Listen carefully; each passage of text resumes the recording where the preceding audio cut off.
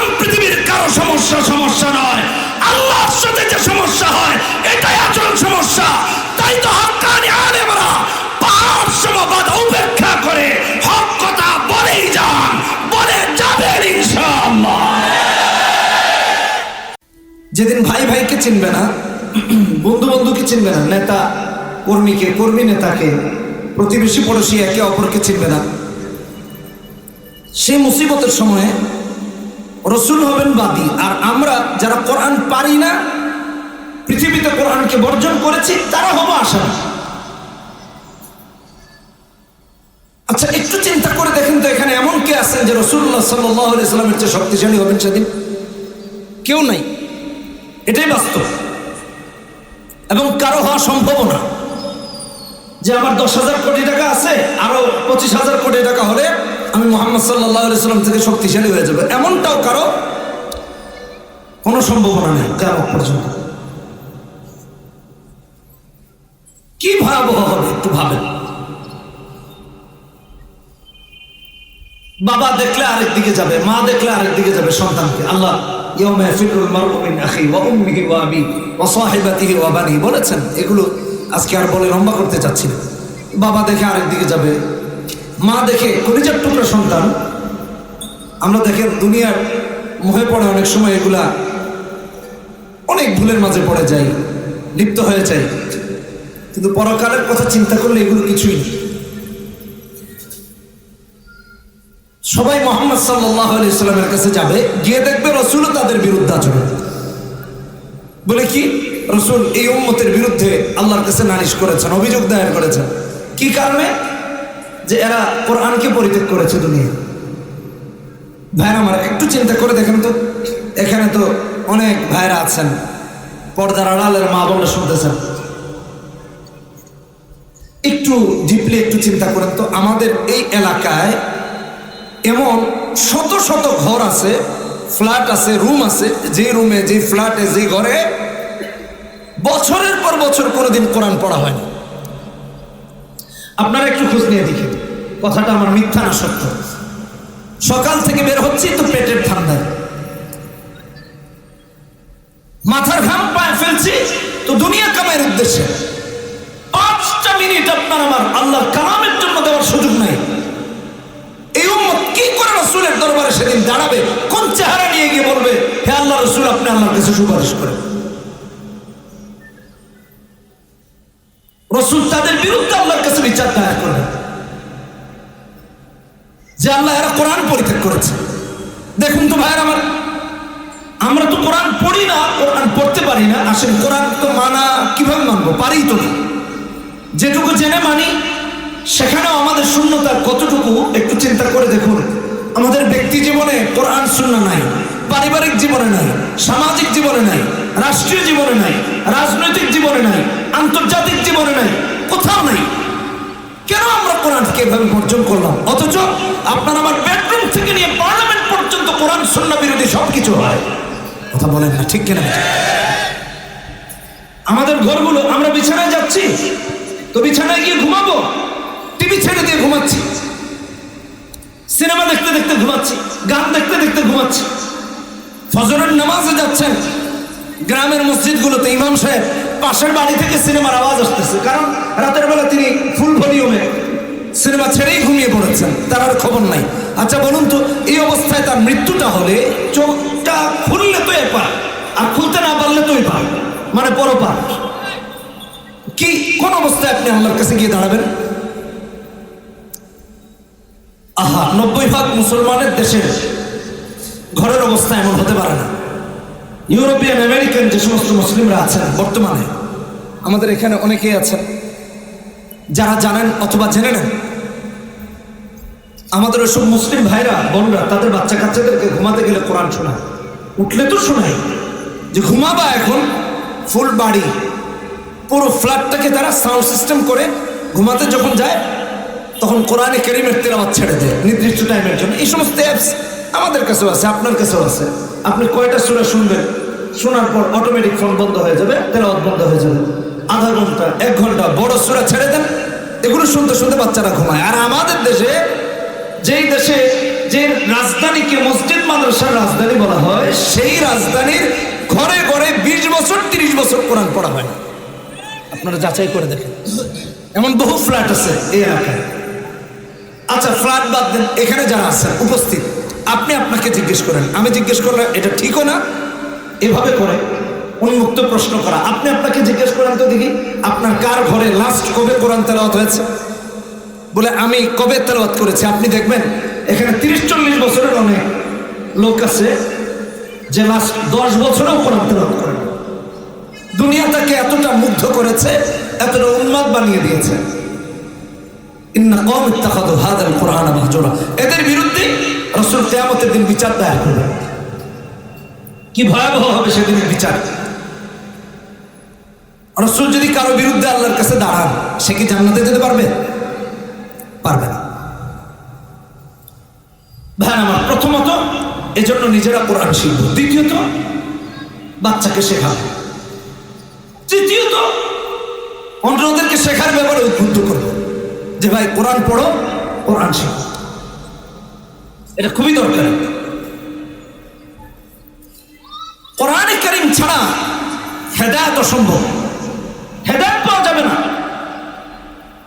এটা আমার ব্যক্তিগত মন্তব্য বা বক্তব্য নয়।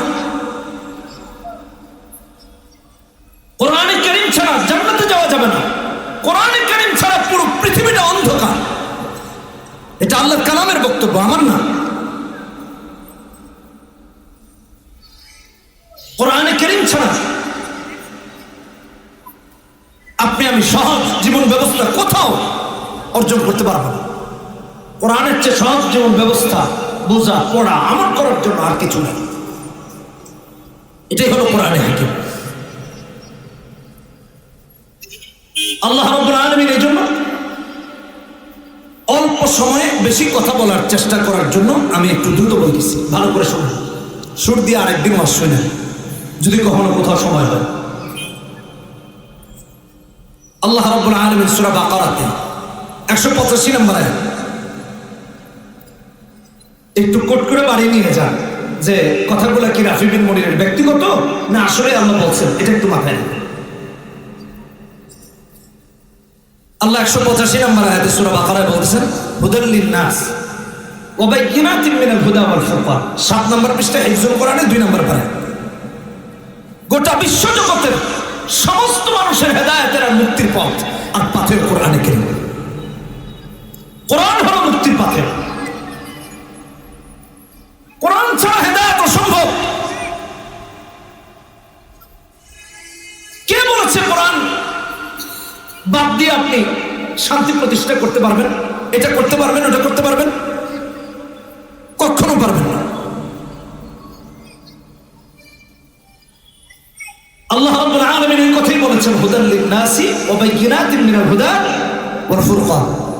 লিন-নাস বলেছেন, লিল মুসলিমিন, লিল মুশরিকিন, লিল কাফিরিন, এরকম করে আলাদা করেন না। পৃথিবীর যেখানেই মানুষ আছে তার জন্য মুক্তির পাথেয় হলো কোরআন কারীম। সুবহানাল্লাহ। আর আমরা মুসলিম হয়ে এই কোরআনকে অবহেলিত রেখে দিয়েছি, ঘরে তাকে রেখে দিয়েছি। শবে মেরাজ, শবে বরাত, শবে কদর। শবে মেরাজ তো আপনারা তারিখ ঠিক করছেন, বুঝলেন নাই? আপনি বিশুদ্ধ কোনো রিওয়ায়াত দেখাতে পারবেন কিনা জানি না। তারপরে লাইলাতুন নিসফি মিন শাবান, শবে কদর, এগুলো বিশেষ বিশেষ রাতে কোরআনটাকে তাক থেকে নামিয়ে ঝেড়ে মুছে আবার উঠায় রেখে দেয় যে এটা আবার আগামী শবে বরাতে নামাবো না, মুছবো না। এছাড়া আমাদের কোনো কাজ নেই কোরআন নিয়ে। কে বলেছে এটা? কেউ কেউ আবার কোরআনকে তাবিজের কিতাব বানিয়েছে, এটা লিখে পানি চুবায় চুবায় খায়। কোরআন কি তাবিজের জন্য আল্লাহ তাআলা নাজিল করেছেন? কোরআন কি ঝেড়ে মুছে রাখার জন্য আল্লাহ তাআলা নাজিল করেছেন? কোরআন তো আল্লাহ নাজিল করেছেন জীবন ব্যবস্থা প্রতিষ্ঠা করার জন্য। কোরআন আল্লাহ নাজিল করেছেন দিন কায়েম করার জন্য। কোরআন আল্লাহ নাজিল করেছেন প্রত্যেকটা মুসলমানের ব্যক্তি জীবন, পারিবারিক জীবন, রাষ্ট্রীয়, সামাজিক, রাজনৈতিক থেকে নিয়ে আন্তর্জাতিক জীবন পর্যন্ত মুসলমান তথা গোটা পৃথিবীর শাসন ব্যবস্থা কোরআন আর সুন্নাহ দিয়ে কায়েম হওয়ার জন্য। তো আমরা কোরআনকে এত বঞ্চিত করেছি কেন? কে আমাদেরকে বঞ্চিত করার অধিকার দিয়েছে? আল্লাহ দেন নাই। এজন্য হাসরের মাঠে রাসূল বিচারের কাঠ করে দাঁড় করাবেন আর বলবেন, আল্লাহ ইন্না কওম ইত্তাখাযু হাযাল কুরআন মাহজুরা। এরা কোরআনকে পরিত্যাগ করেছে, এদেরকে জাহান্নামে ঢোকাও। নবীজি জাহান্নামে ঢোকানোর জন্য আল্লাহর কাছে সুপারিশ করবেন, অভিযোগ দায়ের করবেন। কোরআনে কারীম এত ইম্পর্টেন্ট, কোরআন বহির্ভূত জীবন ব্যবস্থা আপনার আমার জাহান্নামে যাওয়ার কারণ হবে, জাহান্নামে যাওয়ার কারণ হবে। কোরআনে কারীম সূরা আরাফ 170 নম্বর আয়াত, সূরা আরাফ আল্লাহ বলতে গিয়ে বলেছেন ওয়াল্লাযীনা ইউমাসসিকুনা বিল কিতাব ওয়া আকামুস সালাহ ইন্না লা নুদিউ আজরাল মুসলিহিন।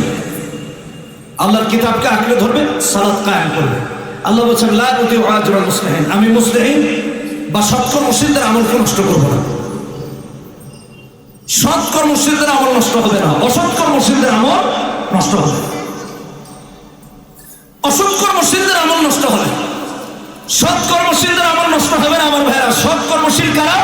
যার সালাত, যার সিয়াম, যার যাকাত, যার হজ, যার ইবাদত, যার ইলম, যার শাহাদাত, যার জিহাদ, সবটা কোরআন সুন্নাহ মোতাবেক হবে। কোরআন সুন্নাহ মোতাবেক হবে না তো এটা সৎকর্মশীলের নামাজ না, হজও না, ইলমও না। আমি এখানে এসেছি, আমার নিয়ত যদি উল্টাপাল্টা থাকে এই ওয়াজ দিয়ে আমারই কাজে আসবে না, আপনাদের কি কাজে? ভালো করে বোঝার চেষ্টা করেন, আমি আমার থেকে শুরু করি। এখন এমন নামাজি নামাজে গিয়ে দাঁড়িয়েছে, তার অজুই নেই, বুঝেন নাই কথা, তার অজুই নেই।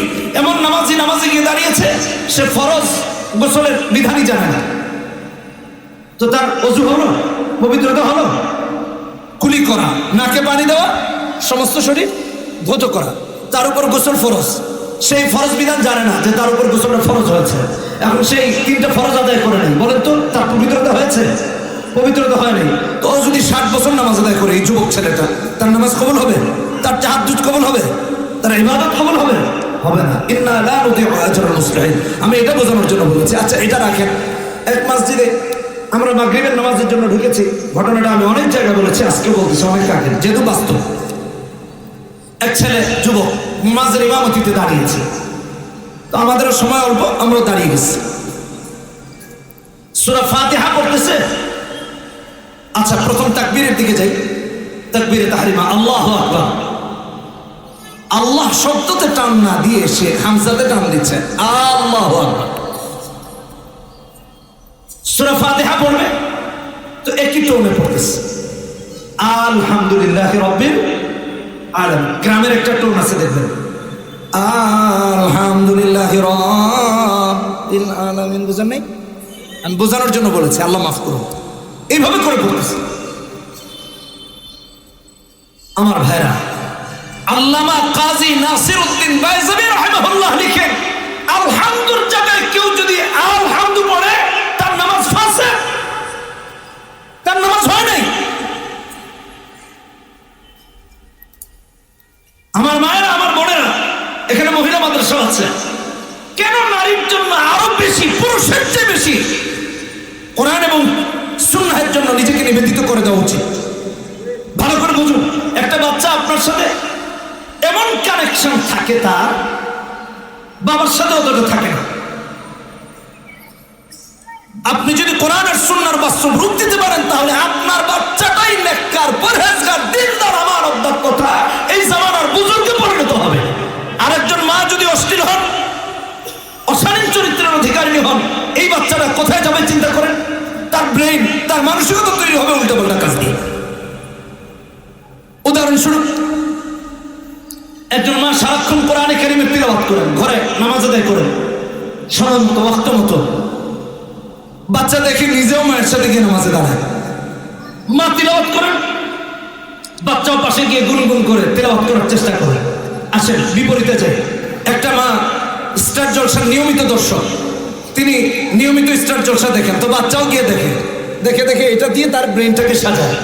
তিনি সালাত আদায় করেন না, নামাজ আদায় করেন না, বাচ্চাও নামাজের মেসেজ কখনো পায় না। বাচ্চা যখন বড় হয়, তাকে যখন নামাজের কথা বলবেন সে বিরক্ত হবে, যে এটা কি নতুন জিনিস আমার সামনে দাঁড় করিয়ে দেওয়া হলো, মারে কোনোদিন পড়তে দেখলাম না, বাবা হুট করে নামাজের কথা বলে কেন?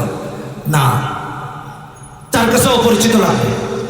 এটা হলো নেককার আর নেককার নয়, বদকার, দুজন নারী দৃষ্টান্ত। এজন্য আপনাকে আমাকে কোরআনে কারীম বিশুদ্ধ করা লাগবে। আমরা কেন বিশুদ্ধ করিনি? আল্লাহ আকবার। তাবলিগে গিয়েছিলাম 2000, আচ্ছা যাই হোক, অনেক আগে, এসএসসি দাখিল পরীক্ষা দিয়ে অনেক ছোটবেলা মাদ্রাসায় পড়িত। তো আমাদের জামাতে একজন মুরব্বী গিয়েছেন, যার নাম রইসউদ্দিন, বাংলাদেশের এক অঞ্চলের। ওনার এলাকার নাম আমার জানা আছে, আমি বলতে চাচ্ছি, যেহেতু অনেক ক্যামেরা দিয়ে রেকর্ড করা হচ্ছে। আমার জীবনের বাস্তব একটা দৃষ্টান্ত দিচ্ছি যেন আমরা বুঝতে পারি। তো রইসউদ্দিন চাচা আমাদের সাথে গিয়েছেন, আমাদের জামাতের যিনি আমির ছিলেন তিনি হাটহাজারীর ফারেক সালের সাথে, খুব বুজুর্গ মানুষ, আল্লাহওয়ালা মানুষ। তো আমাদের জামাতে যাওয়ার পর আমাদের জামাতের চিল্লার জায়গা পড়লো হলো যশোর লেবুতলা, খাজুরা লেবুতলা। তো ওখানে গেলাম। তো চাচার কাছে গিয়ে বলা হলো, দুঃখিত, চাচা গিয়ে আমাদের আমির সাহেবের কাছে বলতেছেন যে আমি তো আসছি কোরআন সহি করার জন্য, কোরআন সহি করার জন্য, কারণ আমার তেলাওয়াত সহি নেই। আলেমদের কাছে শুনছি তিলাওয়াত সহি না হলে নাকি নামাজ হয় না। তো আমি তিলাওয়াত সহি করবো কিভাবে? আমি তো তাশাহুদ পারি না, আমি দুরূদ শরীফ পারি না, আমি সূরা ফাতিহা পারি না। তো আমির সাহেব বললেন, আমাদের জামাতে একটা ছেলে আছে রাফি বিন মুনির,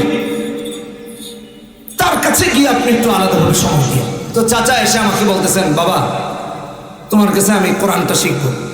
আমির সাহেব বলছে, আর জামাতে আপনারা জানেন গাস্তের, তালিমের, দাওয়াত দেওয়ার, এলানের, রান্না বাড়া করার, তারপর বাজার করার, সব কিছুর আলাদা আলাদা দায়িত্ব ভাগ করে দেওয়া থাকে। যারা 3 দিনের জন্য অ্যাটলিস্ট গিয়েছেন তারা বলতে পারবেন।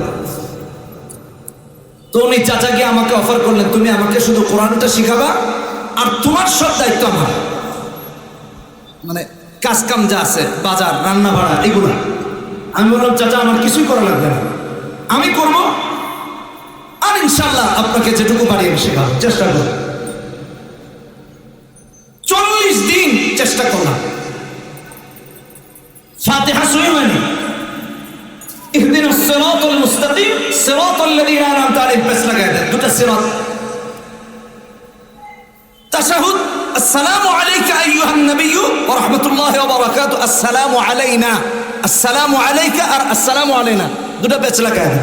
সহি করতে পারেন না, বিশুদ্ধতার কথা তো পড়ে, মানে মুখস্থই হচ্ছে না, ব্রেন কাজ করতেছে না, তো দাঁত পড়ে গেছে, বয়সের ভারে ঘাটটা নিচু হয়ে এসেছে, গুজু হয়ে গেছে, মুখস্থই রাখতে পারতেছেন না। 40 দিন পার হওয়ার পর যখন চলে আসবো, আমাকে জড়ায় ধরে কাঁদা শুরু করছেন যে আমার কি হবে, আমার তো ফাতিহা সহি হয়নি, আমার কি হবে, আমার তো তাশাহুদ সহি হয়নি। তাশাহুদ তো পড়া ওয়াজিব, তাশাহুদ না পড়লে তো নামাজ হবে না। তো আমাকে বলতেছিলেন যে রাফি, আমার অনেক জায়গা জমি, ফজর হওয়ার আগে গোয়াল বছর নিয়ে আমার বের হওয়া লাগতো, কোথায় কি হবে, কোন জমি কিসের জন্য উর্বর, এগুলো আমি খুব ভালো বুঝি, এবং আমার অনেক জায়গা জমি, কিন্তু সব জায়গা জমি ঠিক আছে, আমার 3.5 হাত জায়গায় ঠিক করতে পারি নাই, জীবনটা সব থেকে বরবাদ হয়ে গেল। বলতেছেন, যতদিন আমি আছি জীবিত, আমার মৃত্যু পর্যন্ত আমি আর আল্লাহর রাস্তা থেকে বাড়িতে যাচ্ছি না। আমার তিলাওয়াত সহি না হলে আমি কি নিয়ে আল্লাহর কাছে দাঁড়াবো? আমার ভাইরা, দুনিয়ার বাস্তবতা এটা। ইন্না লা নুদিউ আজরাল মুসলিহিন, আল্লাহ তাআলা আপনাকে আমাকে ওই কথাই বুঝাইছেন, ইন্না লা নুদিউ আজরাল মুসলিহিন।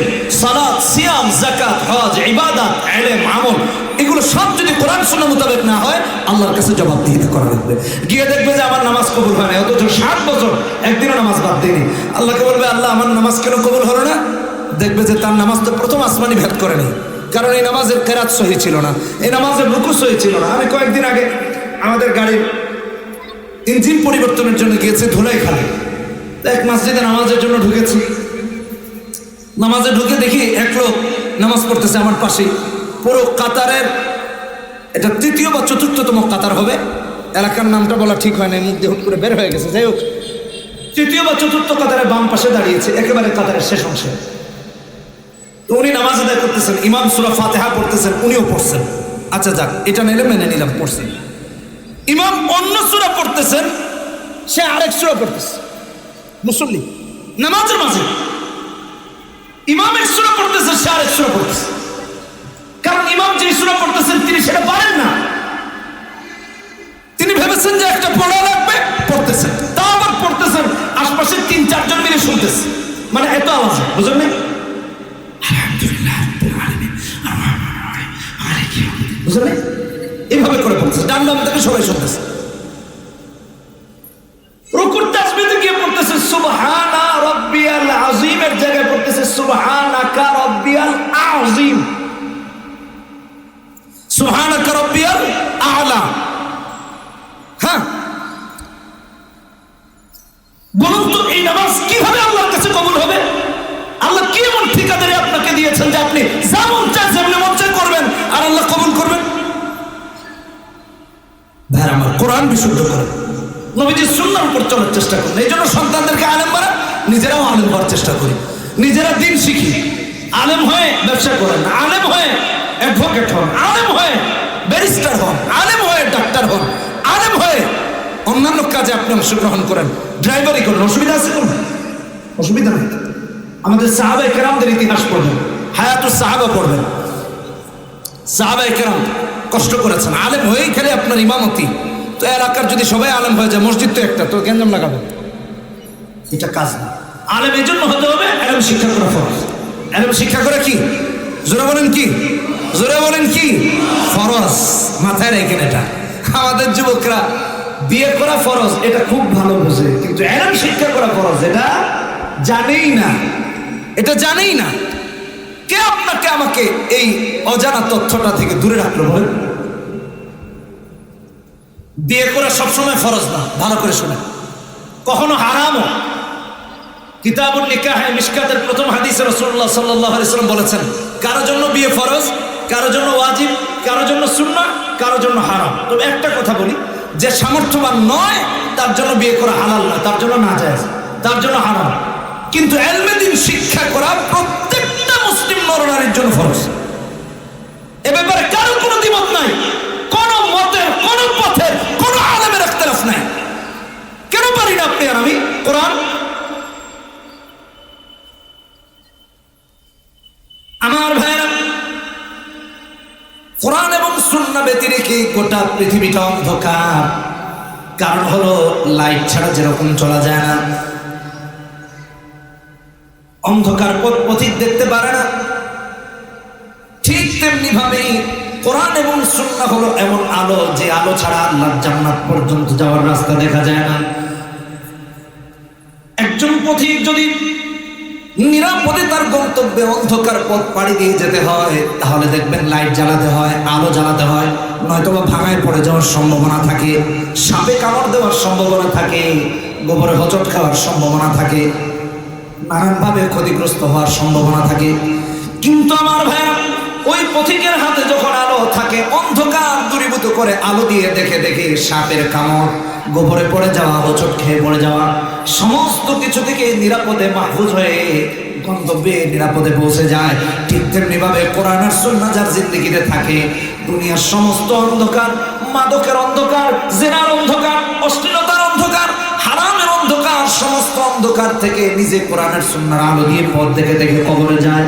কবর, মিজান, পুল, সিরাতের পুলগুলো দেখে দেখে আল্লাহর জান্নাতে গিয়ে পৌঁছে যায়। এটাই হলো কোরআনে কারীম। আমি তো আমার মতো বলেছি, আসেন আল্লাহ কি বলেছেন কোরআনে কারীমে এটা শুনি। কোরআনে কারীম সূরা ইব্রাহিম প্রথম আয়াত, কিতাবুন আনজালনাহু ইলাইক লিতুখরিজান নাস মিনাজ যুলুমাতি ইলান নূর। আল্লাহ তাআলা কোরআন দিয়ে রাসূলুল্লাহকে পাঠিয়েছেন যেন অন্ধকারে থাকা উম্মতগুলোকে রাসূলুল্লাহ সাল্লাল্লাহু আলাইহি ওয়াসাল্লাম আলোর পথ দেখিয়ে দিতে পারেন। সুবহানাল্লাহ। এই জন্য কোরআন শিখি, কোরআন শেখায়, যারা শেখে শেখায় তাদেরকে উৎসাহিত করি, তাদেরকে সাহায্য করি, তাদের দিকে সাহায্যের হাত বাড়িয়ে দেয়। এটা আপনার আমার ইমানি দায়িত্ব, ইমানি দায়িত্ব। আল্লাহ রাব্বুল আলামিন কোরআনে কারীমকে সহজ করেছেন যেন আমাদের পড়তে অসুবিধা না হয়, মুখস্থ করতে অসুবিধা না হয়। তাওরাত, ইনজিল, জাবুরের অথবা আসমানি অন্য কিতাবের একজন হাফেজ দেখাতে পারবেন? একজন হাফেজ তাম পৃথিবীতে দেখাতে পারবেন না। কোরআনুল কারীমের হাফেজ আপনি গিয়ে দেখেন এই মাদ্রাসায় আছে ছোট্ট ছোট্ট বাচ্চারা হাফেজ, যে ঠিক মতো খাবার খেতে পারে না মুখে উঠিয়ে, সে দেখবেন হাফেজে কোরআন হয়ে গেছে। সুবহানাল্লাহ বলবেন। হ্যাঁ, কেন? আমার আল্লাহ কোরআনে কারীমে এক জায়গাতে না একই সূরাতে 4 বার গুরুত্ব দিয়ে বলেন ওয়ালাকাদ ইয়াসসারনাল কুরআনা লিযিকর ফাহাল মিন মুদ্দাকির। সূরা কমার 17 নম্বর, 22 নম্বর, 32 নম্বর, 40 নম্বর আয়াত, 27 নম্বর পারাতে আল্লাহ একবার না 4 বার বলেছেন আমি কোরআনে কারীমকে সহজ করে দিয়েছি, আছে কি কেউ গবেষণা করার জন্য? এই সমাজে এমন কিছু মানুষ বের হয়ে গেছে এখন বলে কোরআন নাকি হিফজ করার দরকার নাই। মুফাসসিরিনে কেরামগণ এই ব্যাখ্যাও করেছেন আসাহালনাহু লিল হিফজ, আল্লাহ কোরআনে কারীমকে সহজ করেছেন হিফজ করার জন্য। জোরে কোন সুবহানাল্লাহ। কোরআন যদি পড়ার জন্য, বোঝার জন্য, আমল করার জন্য, এমন কি হিফজ করার জন্য আল্লাহ সহজ না করতেন, ছোট ছোট কেন বড় বড় বাচ্চারাও কখনো হাফেজ হতে পারতো না। আল্লাহ সহজ করে দিয়েছেন হিফজ করার জন্য, যেন আমাদের সন্তানরা কোরআনে কারীমকে বক্ষে ধারণ করতে পারে। হ্যাঁ আমার, আপনি পৃথিবীর ইতিহাস তালাশ করে দেখুন, ইসলাম বিদ্বেষীরা কোরআনে কারীমে আগুন দেয়, কোরআন জ্বালায়, কোরআন পোড়ায়, ওরা মেসেজ দিয়ে কোরআন জ্বালিয়ে শেষ করে দাও, কোরআন পড়িয়ে শেষ করে দাও। কিছুদিন আগে নেদারল্যান্ডসে কোরআন পড়ানো হয়েছে, ভিডিও ভাইরাল হয়েছে, অনেকে দেখেছে। তার কিছুদিন আগে সুইডেনে পড়ানো হয়েছে, তার কিছুদিন আগে বা বেশ আগে আপনার ইতিহাস তালাশ করে দেখুন, বিভিন্ন অমুসলিম রাষ্ট্রগুলোতে রাষ্ট্রীয় পৃষ্ঠপোষকতায় আইন শৃঙ্খলা বাহিনীর নিরাপত্তায় কোরআন পড়ানো হয়।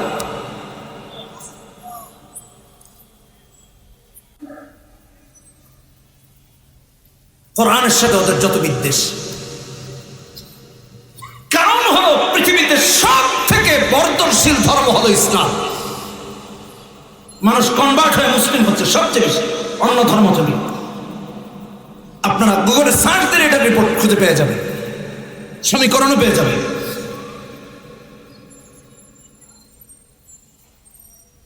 আমাদের দেশে মাহফিল হচ্ছে, দেখুন এই যে আপনারা খোলা ময়দানে ঠান্ডার মাঝে এসে উপস্থিত হয়ে গেছে এত মানুষ। ইউরোপ, আমেরিকা, পশ্চিমা রাষ্ট্রগুলোতে এটা সম্ভব হয় না, হুটহাট হয়, তাও অনেক ভেজাল। এটা আমাদের দেশের জন্য একটা রহমত। আল্লাহ আলহামদুলিল্লাহ বলেন, জোরে বলেন আলহামদুলিল্লাহ। আচ্ছা, একটা তাহলে ওই সমস্ত দেশে আমাদের দায়ী ভাইরা কি করে জানেন? কোরআন বিতরণ করে, টেবিল নিয়ে দেখবেন বসে পড়ছে, ইউটিউবে আপনারা বহু ভিডিও দেখবেন, ব্যাস কোরআনের কপিগুলো বিলি করতে থাকে, রাস্তা দিয়ে মানুষ যাচ্ছে ফ্রি বিতরণ করতে থাকে। ওই দেশের ওই অঞ্চলের ভাষাভাষী মানুষদের কাছে ওই ভাষায় অনুবাদ করা কোরআন তাদের কাছে বিতরণ করে। আচ্ছা, বিতরণ হয়ে গেল, এখন ওই অমুসলিম ভাই বোন সে কোরআন নিয়ে যায় বাড়িতে গিয়ে পড়ে, সাধারণ বইয়ের মতো পড়ে, পড়তে পড়তে এক পর্যায়ে তার কাছে যখন মনে হয় যে না, এটা মানুষের কথা না, এটা মানব রচিত কোনো ধর্মীয় গ্রন্থ নয়, এটা আল্লাহর কথা, নিজে স্বেচ্ছায় পাশের কোনো মসজিদে গিয়ে নিজে অথবা তার পরিবার সহ অথবা স্বামী তার স্ত্রীকে নিয়ে, স্ত্রী তার স্বামীকে নিয়ে গিয়ে কালেমা পড়ে মুসলমান হয়ে যায়। ওরা কোরআনে কারীমকে জ্বালিয়ে দিয়ে এটাকে রুখে দিতে চায়, এই অভিযানকে বন্ধ করে দিতে চায়, কোরআনে কারীমের এই দাওয়াতকে বন্ধ করে দিতে চায়, কোরআনে কারীমের এই মুসলিম হওয়ার অগ্রগামী ভূমিকাকে ওরা ধূলিসাৎ করে দিতে চায়।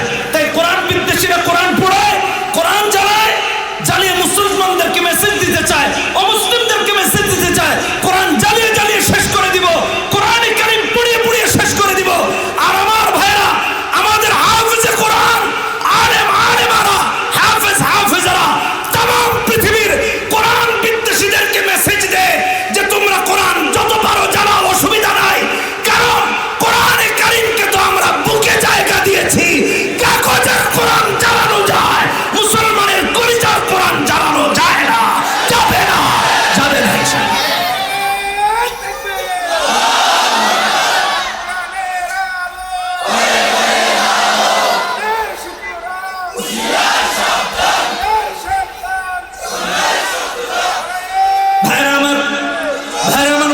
শুনুন, এই জন্য আল্লাহ কোরআনে কারীমকে সহজ করেছেন বোঝার জন্য, পড়ার জন্য।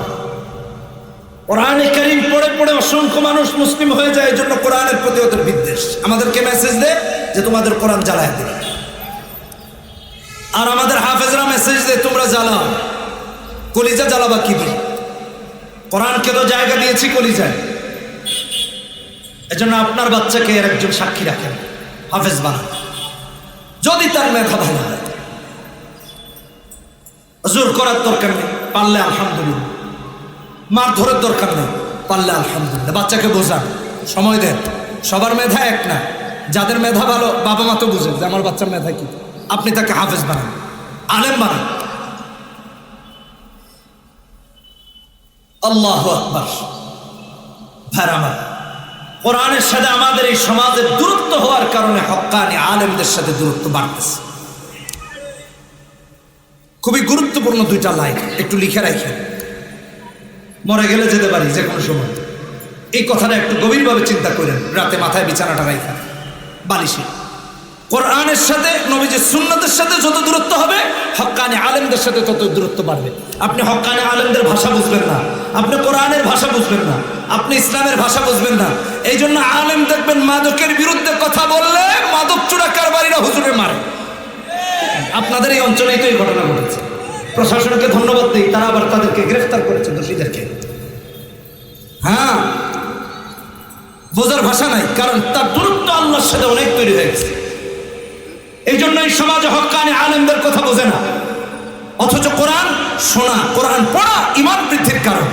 কিন্তু আমরা আমাদের ঈমান দিন দিন কমাচ্ছি। আল্লাহ রাব্বুল আলামিন সূরা আনফালের 2 নম্বর আয়াতে বলেন, ইন্নামাল মুমিনুনা আল্লাযীনা ইযা যুকিরাল্লাহু ওয়াজিলাত কুলুবুহুম ওয়া ইযা তুলিয়াত আলাইহিম আয়াতুহু زادتهم إيمانا وعلى ربهم يتوكلون। কোরআন তেলাওয়াত হলে ঈমান বাড়ে, কোরআন পড়লে ঈমান বাড়ে, কোরআন অনুযায়ী চললে ঈমান বাড়ে, কোরআন সুন্নাহ মেনে চললেও ঈমান বাড়ায় দেন কে? মুসলমানের অবস্থা তো এখন এমন। আজকের এই জুমার দিনে সবাইকে সাক্ষী রেখে বলতেছি, এখানে অসংখ্য আলেমরা হাজির আছেন। আমার এই ছোট্ট জীবনে বহু অভিজ্ঞতা পর্যন্ত আছে ঢাকা শহরের বড় বড় মসজিদে। আমাদের মুসলমানদের মুনাফিকি তাদেরকে এত অধঃপতনে নিয়ে গিয়েছে, মসজিদে জুমার দিনেও যদি একটু কেরাতটা লম্বা হয়, মসজিদের গেটে দাঁড়ায় থাকে হুজুরকে লোকমা দেওয়ার জন্য। হুজুর এত লম্বা কেরাত পড়লেন কেন? ফজরে, মাগরিবে, ইশাতেও যদি কেরাতটা একটু লম্বা হয়, ইমামকে লোকমা দেওয়ার জন্য দাঁড়ায় থাকে। এই জামানার মুমিনের জন্য এর চেয়ে বড় অধঃপতন আর কিছু হতে পারে না। কোরআন শুনতে মন চায় না, এটা বিশ্বাসযোগ্য, অথচ মুসলমান পড়তে তো পারেই না, শুনতে মন চায় না, কথা তো শুনতে মন চায় না, কোরআনে কারিমের তিলাওয়াত শুনবে সেটাও মন চায় না। নিফাতি তাকে কোন দরজায় নিয়ে দাঁড় করিয়েছে একটু চিন্তা করুন। জবাবদিহি তার কাতারে দাঁড়াতে হবে। ইমামের জন্য দাঁড়িয়ে থাকে গেটে, হুজুর আজকের এশায় লম্বা, এত লম্বা কেরাতটা কেন বললেন? বলে আপনার তো কাম নাই, আমাদের তো বহুত কাজ আছে, রাখেন আপনার কাজ। নামাজের কেরাত কতটুকু হবে এটা বিশ্বনবী ঠিক করে দিয়ে দিয়েছেন। কোন নামাজে মাসনুন কেরাত কতটুকু এটা জেনে ইমামতিতে দাঁড়িয়েছেন। যিনি আলেমকে এই কথা বলছেন, তাকে যদি এক ওয়াক্ত নামাজের ইমামতি করতে দেওয়া হয়, জামা কাপড় নষ্ট হয়ে যাবে। তিনি গিয়ে গাইড দিচ্ছেন ইমামকে, এর চেয়ে বড় বেয়াদবি আল্লাহর জমিনে আর হতেই পারে না। এটা আল্লাহর সাথে বেয়াদবি। আল্লাহর কালাম নামাজে কতটুকু তেলাওয়াত করবেন এটা আপনি ঠিক করে দেবেন। কোন সেন্স থেকে আপনি এটা ঠিক করে দিয়েছেন যখন আপনি নিজেই কোরআন পড়তে পারেন না? আবু জাহেল, আবু লাহাব, উতবা, সাইবারাও কোরআনের এত বিরোধী ছিল না। আমি বললে পরে বুঝবেন। আমার শেখ মুফতি আমিন রহমতুল্লাহ একটা কিতাব লিখেছেন তিলাওয়াতে কোরআন। এই কিতাবে এই ঘটনা এসেছে সিরাত ইবনে হিশামের প্রথম খণ্ডে 315 নম্বর পৃষ্ঠায় এসেছে। আবু জাহেল ইবনে হিশাম, আবু সুফিয়ান ইবনে হারব, আখনাস, তিনজনই বড় বড় নেতা, যাদের কোরআন বিরোধী কর্মসূচি নিয়ে আল্লাহ কোরআনে আয়াত নাযিল করেছেন। সূরা হামিম আস-সাজদা 26 নম্বর আয়াত। وقال الذين كفروا لا تسمعوا لهذا القرآن والغوا فيه لعلكم تغلبون। কোরআন শুনতে নিষেধ করতো যারা, সারাদিন যাদের কর্মপন্থা কর্ম পদ্ধতি হতো কোরআন বিরোধী কাজের, যেখানে কোরআনে কারীমের আয়োজন হতো তারা কি বিরোধিতা করত। রাত যখন হতো, রাতের আধারে তারাই মুহাম্মদ সাল্লাল্লাহু আলাইহি ওয়াসাল্লামের বাড়িতে এসে কোরআন শুনে মনকে শান্ত করতে ভিড় জমাত। আবু জাহেল ইবনে হিশাম, আবু সুফিয়ান ইবনে হারব, আখনাস, এই তিন বড় বড় লিডার একদিন মুহাম্মদুর রাসূলুল্লাহ সাল্লাল্লাহু আলাইহি ওয়াসাল্লামের বাড়িতে এসে হাজির কোরআনে কারীম শোনার জন্য। কোরআন শুনে ভালো লাগে, আরো শুনে আরো ভালো লাগে। এমন করতে করতে যখন ফজর হয়ে গেল, সকাল হয়ে গেল, বাড়ি যাওয়াতে আর মনে নেই। কোরআনের মুগ্ধতা তাদেরকে বাড়ি যাওয়া ভুলিয়ে দিয়েছে। সকালবেলা যখন প্রত্যেকে বাড়ি ফিরবে, একজনের সাথে আরেকজনের দেখা হয়ে যায়। একজন আরেকজনের বলে কি ব্যাপার? আবু জাহেল আবু সুফিয়ানকে বলে কি ব্যাপার আবু সুফিয়ান, আপনি এখানে? আবু সুফিয়ান জিজ্ঞেস করেন, আবু জাহেল তুমি এখানে? আখনাস দেখে বলে, বড় বড় নেতারা এত সকাল সকাল এখানে কেন? একজন আরেকজনের কয়ে, দেখো তুমিও যে কারণে এসেছো আমিও সেই কারণে এসেছি। আমি এসেছি মুহাম্মাদুর রাসূলুল্লাহ সাল্লাল্লাহু আলাইহি ওয়াসাল্লামের কোরআন শোনার জন্য। কয় আমিও এসেছি নবীজির কোরআন শুনতে। একজন আরেকজনকে বলে, দেখো তুমিও নেতা, সেও নেতা, আমিও নেতা। নেতা হয়ে এমন কাজ যদি তুমি আর আমি করি, যার কাজের বিরোধিতা সারাদিন করি, যে কোরআন শোনো না, আর রাত হলে কোরআন শুনতে আসি, কেউ তো আমাদের অনুসারী থাকবে না। মানুষেরা জানলে মারবে, কেউ আমাদের ফ্যান ফলোয়ার থাকবে না, অনুসরণীয় অনুকরণীয় আমাদেরকে মনে করবে না, লাত মানাত উজ্জা হুবলের উপাসনাকারী থাকবে না। এই কাজ আমাদের থেকে যদি জাহির বা প্রকাশ হয়, সমস্ত মানুষগুলা কালেমা পড়ে পড়ে মুসলমান হয়ে যাবে, মুহাম্মাদের ধর্মাবলম্বী হয়ে যাবে। আজকে এসেছো, আগামীকাল থেকে আসবে না। প্রত্যেকে মিলে ওয়াদা করে বাড়ি ফিরেছে।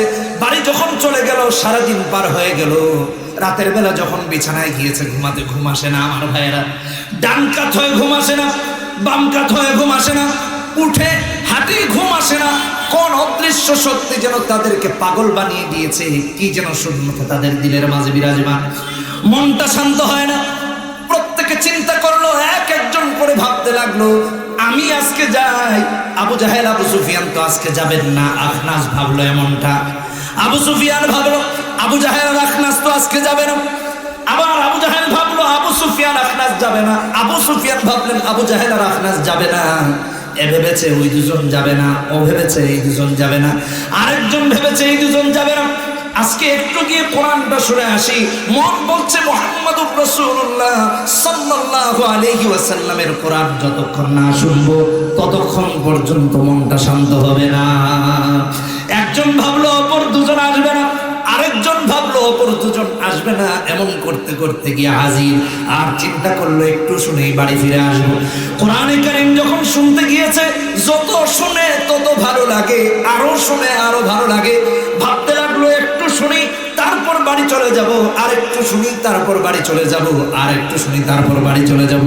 এমন করতে করতে যখন পর রাতের সকাল হয়ে যায়, একজনের সাথে যখন আবার দেখা হয়ে যায়, একজন আরেকজনকে বলে, আহারে আজকেও দেখি তুমি এখানে এসেছো, আল্লাহু আকবার। একজন আরেকজনকে কয়, দেখো বিশ্বাস করো একটু আসার নিয়ত ছিল না, বিছানায় যখন ঘুমাতে গেলাম ঘুম আসে না, অশান্ত মন, অশান্তই হয়ে গেছে। যতক্ষণ কোরআন না শুনবো মন বলছে ততক্ষণ শান্ত হবে না। প্রত্যেকের মনের কথায় একজন আরেকজনকে বলে, দেখো তোমার মনে যা আমার মনেও তা, আমিও তো এমনটা ভেবে এসেছি। আর আসার পর চিন্তা করেছিলাম একটু শুনে বাড়ি চলে যাব, কিন্তু কোরআনে কারীম এমন কিতাব, যত শুনি তত ভালো লাগে, আরো শুনি আরো ভালো লাগে, আরো শুনি আরো ভালো লাগে। তবে আর শোনা যাবে না। তিনজন মিলে ওয়াদা করেছে আজকে এখান থেকে যে বাড়ি ফিরবে, আগামীকাল থেকে আর কখনো কোরআন শুনতে আসবে না। বলছে আজ ফিরে যাও বাড়িতে, আগামীকাল থেকে আর কোরআনে কারীম শুনতে আসা যাবে না। তিনজন ওয়াদা করে গেছে, পরের রাতেও আসছে। তিন রাত নবীজির কোরআন শুনতে এসে হাজির।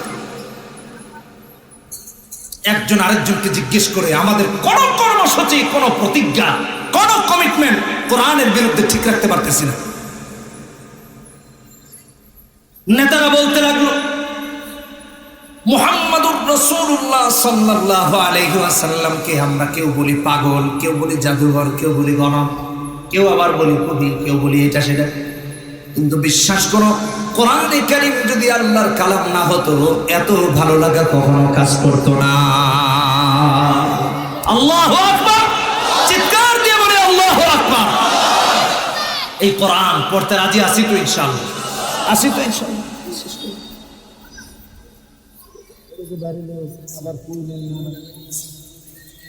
এটাই হলো আল্লাহ কালাম। সুবহানাল্লাহ ওয়া বিহামদিহি। আমরা শিখবো তো ইনশাআল্লাহ? শিখবো তো ইনশাআল্লাহ? পড়বো তো ইনশাআল্লাহ? হ্যাঁ, এটা শিক্ষা করা ফরজ। ইবনে মাজার হাদিস 229 নম্বর হাদিস, রাসূলুল্লাহ সাল্লাল্লাহু আলাইহি ওয়াসাল্লাম বলেন, তালাবুল ইলমি ফরিদাতুন আলা কুল্লি মুসলিম। প্রত্যেকটা মুসলিম নরনারীর উপর ইলমে দ্বীন শিক্ষা করা ফরজ। অবশ্যই শেখা লাগবে। এমন অপশন নাই যে না শিখলে বাঁচার উপায় আছে, অসম্ভব। সমস্ত আলেমদেরকে সাক্ষী রেখে বলছি, আর কোনো অপশন নাই। আল্লাহর বিচারালয়ে আপনি আর আমি বাঁচা। আমাদের সমাজে আমাদের মায়েরা বাবারা চায় আমার ছেলেটা বড় হোক, সূর্যের মতো হোক, নক্ষত্রের মতো হোক, চাঁদের মতো হোক, যেন সবাই দেখতে পায়। বিশ্বাস করুন, আল্লাহ আল্লাহর রাসূলের কাছে একজন হক্কানি আলেমের চেয়ে শ্রেষ্ঠ সন্তান আল্লাহর জমিনে আর দ্বিতীয় কেউ হতে পারে। একজন হক্কানি আলেমের চেয়ে এমন কোন দৃষ্টান্ত দেখাতে পারবেন না যে আল্লাহ আলেমের চেয়ে মর্যাদা আর কাউকে দিয়েছেন আলেম গায়র আলেমের মাঝে। এই জন্য ছেলে মেয়েকে আলেম আর আলেমা বানান, নিজের আলেম হন, কোরআনে কারীম শিখুন।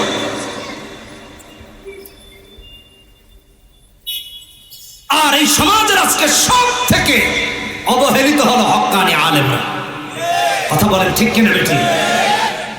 মসজিদে হক কথা বললে তার শত্রু তৈরি হয়ে যাচ্ছে, মঞ্চে হক কথা বললে শত্রু তৈরি হয়ে যাচ্ছে। কারণ কি? কারণ যিনি শত্রু হচ্ছেন তার কোরআন আর সুন্নাহর কোনো জ্ঞান নাই। কোরআন সুন্নাহর জ্ঞান থাকলে কখনো তিনি এমনটা করতে পারতেন না, কখনো হতো না। অথচ একজন হক্কানি আলেমের মর্যাদা আল্লাহর কাছে আকাশচুম্বী। দরবারি লোকের নয়, টাকা পয়সায় যারা রাতারাতি বিক্রি হয়, দিনে রাতে বিক্রি হয়, তাদের নয়, হক্কানি আলেমের কথা বলছি। হ্যাঁ, সেই কথা আল্লাহ কালামে উল্লেখ করেছেন, উড়িয়ে ফেলার মতো কিছুই নাই।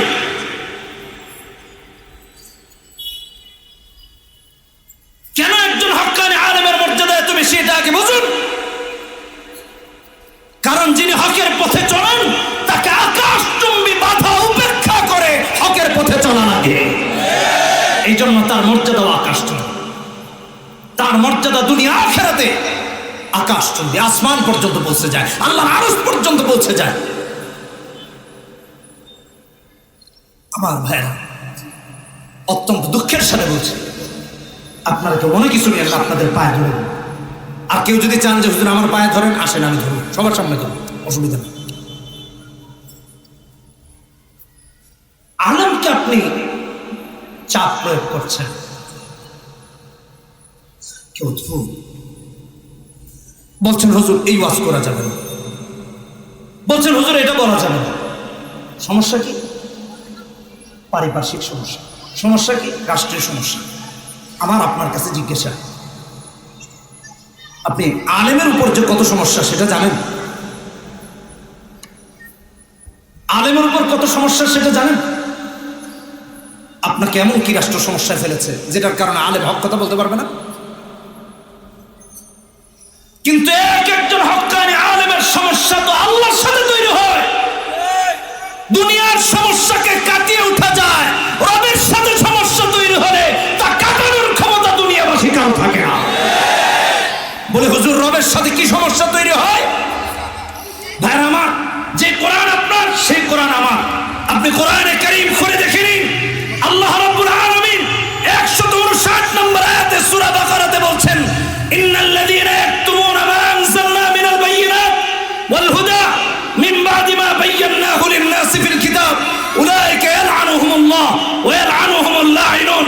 যে হক্কানি আলেম হক কথা গোপন করেন, আল্লাহ তার উপর লানত বর্ষণ করেন, অভিসম্পাদ বর্ষণ করেন। আলেমের সাথে এই সম্পর্ক তৈরি হয়, এই সমস্যা তৈরি হয় রবের সাথে। আলেমের সাথে সমস্যা তৈরি হয় রবের সাথে। কোরআন কারীম খুলে দেখুন, সূরা বাকারা 173 নম্বর আয়াত। আল্লাহ বলতে গিয়ে বলছেন ইন্নাল্লাযীনা ইয়াকতুমুনা মা আনজালাল্লাহু মিনাল কিতাব ওয়া ইয়াশতারুনা বিহি থামানান কলিলা উলাইকা মা ইয়াকুলুনা ফি বুতুনিহিম ইল্লান নার ওয়া লা ইউকাল্লিমুহুমুল্লাহু ইয়াওমাল কিয়ামাহ ওয়া লা ইউযাক্কিহিম ওয়া লাহুম আযাবুন আলীম। আল্লাহর সাথে হক্কানি আলেম যখন হক থেকে পদচ্যুত হয়ে যান, সমস্যা তৈরি হয় জাহান্নামে যাওয়ার। সমস্যা তৈরি হয় কিয়ামতের দিন আল্লাহ কথা বলবেন না। সমস্যা তৈরি হয় তিনি যে উপার্জিত সম্পদ উপার্জন করেন তার সম্পদ নয়, জাহান্নামের আগুন হয়ে তার পেটে ঢুকে যায়। আলেমের সাথে সমস্যা তৈরি হয় রাহমাতুল লিল আলামিন। নবী হাদিসে বলেছেন, আবু দাউদের হাদিস 3660 নম্বর হাদিস, মান সুইলা আন ইলমিন ফাকাতামাহু আলজামাহু আল্লাহু ইয়াওমাল কিয়ামাতি বিলিজামিন মিন নার। কিয়ামতের দিন জাহান্নামের আগুনে পোড়ানো লাগাম আল্লাহ তাআলা ওই আলেমের মুখে লাগিয়ে দিবেন, তিনি হককে গোপন করেন। আমার ভাইরা, এই तमाम পৃথিবীর কারো সমস্যা নয়, আল্লাহর সাথে যে সমস্যা হয় এটাই আসল সমস্যা। তাই তো হক্কানি আলেমরা পাহাড় সম বাধা উপেক্ষা করে হক কথা বলেই যান, বলে যাবেন ইনশাআল্লাহ।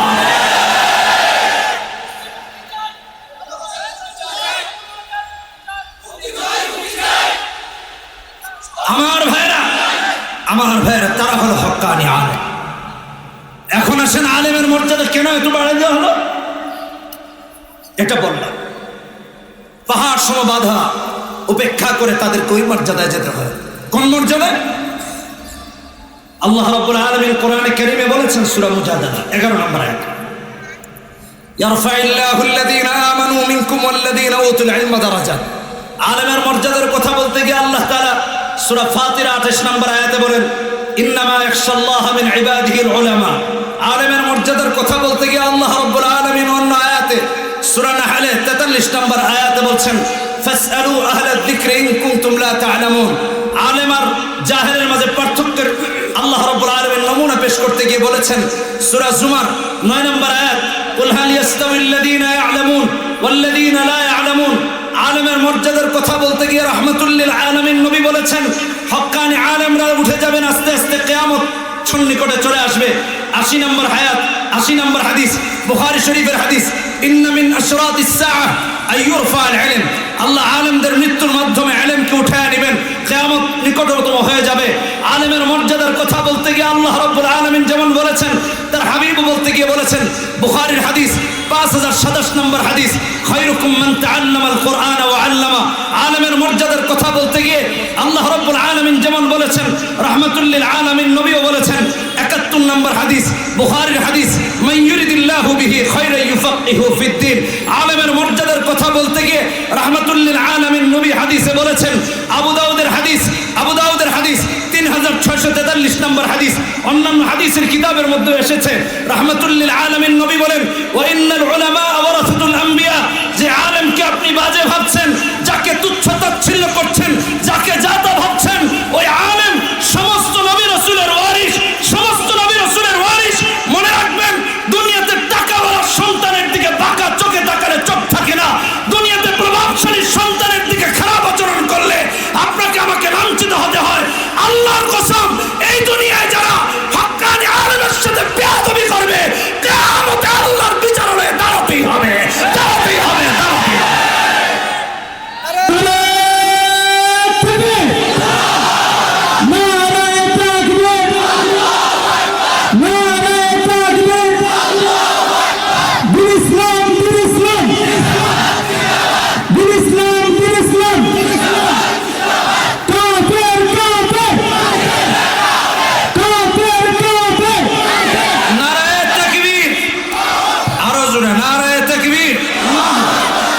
শেখ আহমদ বিন ইউসুফ সাহেবের আগমন, শুভেচ্ছার স্বাগত। আলহামদুলিল্লাহ, আমাদের দেশের সম্পদ। আমাদের দেশের বললে তো ভুল হবে। সারা পৃথিবীর সম্পদ, ইসলামের সম্পদ, কোরআনের সম্পদ। আমাদের সামনে চলে এসেছেন শেখ আহমদ বিন ইউসুফ হাফিজাহুল্লাহ। আপনাদেরকে মনোমুগ্ধকর কণ্ঠে কোরআনে কারীমের তিলাওয়াত শোনাবেন। এতক্ষণ এই ওয়াজি করতেছিলাম, এরপরে কোরআন কত সুন্দর আপনারা বুঝে নিন। তারপরে আমাদের মাঝে আমাদের শেখ এনাম ভাইও আছেন, আপনাদেরকে নাসির শোনাবেন। আমি আর এক সেকেন্ডও দেরি করব না। আসসালামু আলাইকুম ওয়া রাহমাতুল্লাহি ওয়া বারাকাতুহু।